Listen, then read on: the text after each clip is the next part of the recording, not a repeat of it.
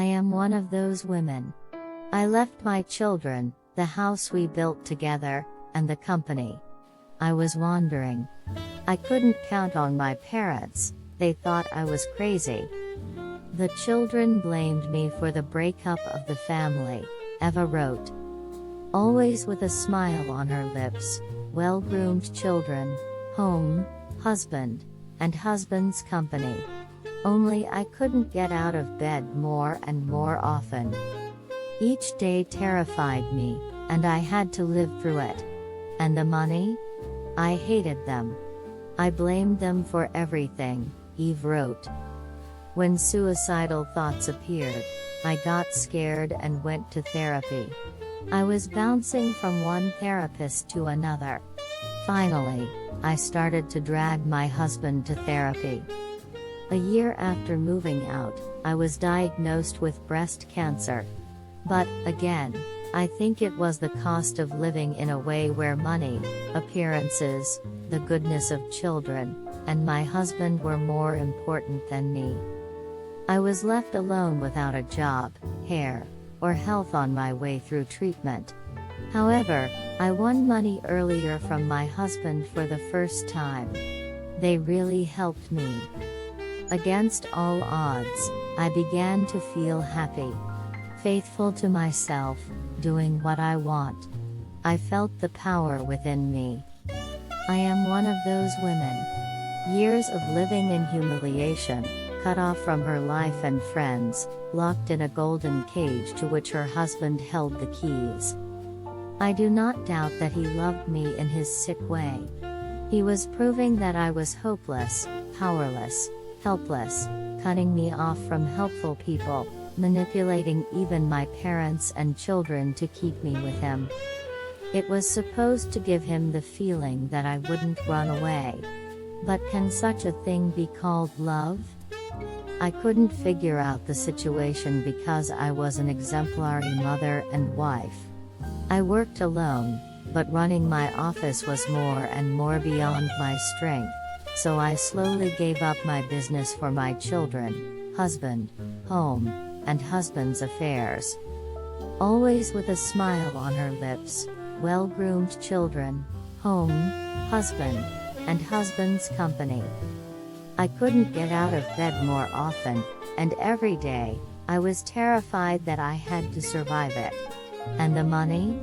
I hated them. I blamed them for everything. When suicidal thoughts appeared, I got scared and went to therapy. I bounced from one therapist to another and started dragging my husband to therapy. I found a therapist who came to me, and my husband resigned from therapy. It was the last day of our shared apartment. As I stood, I moved out with one suitcase. I left the children, the house we built together, and the company. Mine barely made money then. I was wandering. I couldn't count on my parents, they thought I was crazy. And my children blamed me for the breakup of the family. And I finally started thinking about myself. I concluded that the company belongs to my husband, but it is joint property, and I have the same rights as him.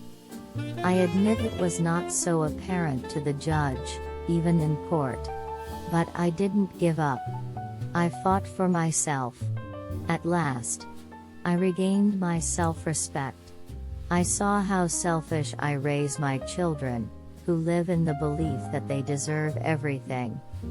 A year after moving out, I was diagnosed with breast cancer. But, again, I think it was the cost of living in a way where money, appearances, and the goodness of children and husband were more important than mine. I underwent chemotherapy and radiotherapy. Unfortunately, I had to close my company entirely then. I don't know if I can re-enter the market after such a break in my profession. I was left alone without a job, hair, or health on my way through treatment. However, I won money earlier from my husband, so for the first time in my life, it really helped me. And despite everything, I began to feel happy. Faithful to myself, doing what I want. Even though chemistry took away my physical strength, I felt the power in myself. I am 6 months post-treatment. I live with my daughter. The son cannot accept that the mother is not an object used to make him happy.